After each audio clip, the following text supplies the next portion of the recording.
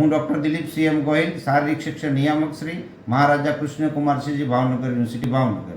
Bhavnagar university પ્રથમ વખત છે એ લીગ ટુર્નામેન્ટનું આયોજન કરેલું છે અને આ આયોજનમાં ગુજરાતના 60 બહેનો જે રણજીત ટ્રોફી રમેલા છે, સૌરાષ્ટ્ર રમેલા છે, બરોડા રમેલા છે, આ બધા જ બહેનોનું સિલેક્શન કરી અને 4 ગ્રુપમાં વિભાજિત કરેલું છે.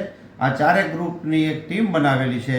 એમાં પહેલી ટીમ છે શ્રેયસ પાટણ છે, એના માલિક છે એ શિપ રિસાયકલિંગ ઇન્ડસ્ટ્રી એસોસિએશન છે. બીજી ટીમ છે શિવ સ્પાઇકર છે, એમના માલિક છે એ શિવ ગ્રુપ છે. ત્રીજી ટીમ છે એ ચાચપરા સ્પોર્ટ છે, એના માલિક છે ચાચપરા મલ્ટીનેશનલ હોસ્પિટલ છે.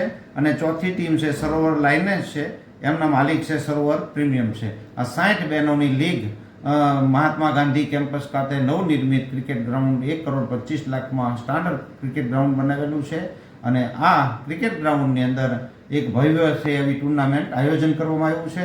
માનની કુલપતિ શ્રી, એક્ઝિક્યુટિવ કાઉન્સિલના સભ્યોનો આભાર વ્યક્ત કરું છું કે આ ટુર્નામેન્ટમાં ખૂબ એમનો સહકાર રહ્યો છે. સંસ્કાર મંડળ ક્રિકેટ એકેડેમીને ખૂબ જહેમત ઉઠાડી છે. ભાવનગર જનતાને અને ક્રિકેટ પ્રેમીને હું નમ્ર વિનંતી કરું છું કે તારીખ 17થી તારીખ 20 માર્ચ સુધી આ ક્રિકેટ ગ્રાઉન્ડમાં ચાલો આપણે બધા જ ક્રિકેટ મેચ નિહાળીએ. આભાર.